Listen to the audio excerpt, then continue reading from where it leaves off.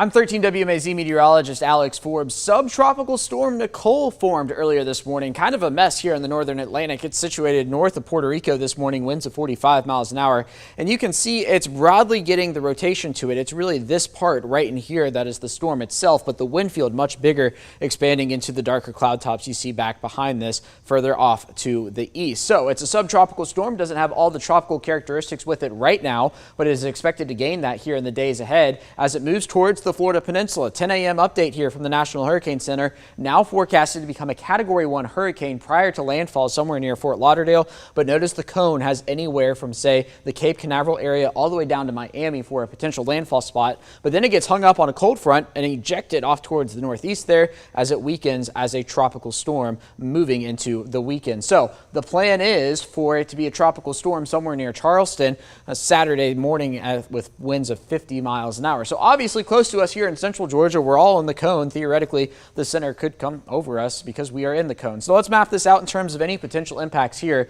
Now keep in mind, this is a two-pronged system. We're going to have the storm itself, but then a cold front also working its way in. So two opportunities to get rainfall. Here we are Thursday at 5 p.m. The rain that we would see here, likely scattered in nature, this would be from the storm. Now as we work our way into Friday, notice the front slid a little further south. The combination of the front itself and the storm down to the south would provide for a rainy afternoon on Friday. Also windy. We'll talk about that in just a moment. Play this forward into Saturday. The storm itself moves along and we are clear by Saturday night. That all according to the GFS, which the National Hurricane Center is following closely in terms of its track.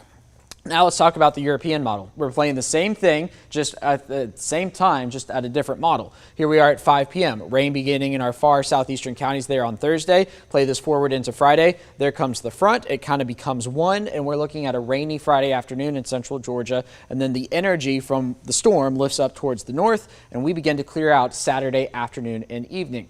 Now, the rain in and of itself is a separate event from the wind. Not only are we going to have some wind from the storm, but also the pressure gradient thanks to high pressure up to the north. You might remember Hurricane Ian. We had a high to the north, Hurricane Ian down towards the south, and it created like toothpaste being squeezed through the tube. And that's what we're going to see in terms of the wind, in terms of an increase of wind across the area. So here we go with the future view wind gusts. Play this forward to about Wednesday or so. So this is before any rain, looking at gusts upwards of 30 miles an hour all across the state. The wedge in effect with the wind rides down the Appalachian Mountains there. So a cool windy day on Wednesday. It continues into Wednesday night. Notice the storm way down there to the south across the Florida Peninsula. Follow the winds there. The storm doesn't make its way into the Gulf of Mexico until Thursday, the center down south of Tallahassee, and we're still looking at wind gusts upwards of 40 miles an hour. And then that lifts towards the north, and we will begin to see the wind subside there. So the majority of our wind coming from the pressure gradient rather than the storm itself. The European showing something similar, just the wind's not quite as strong.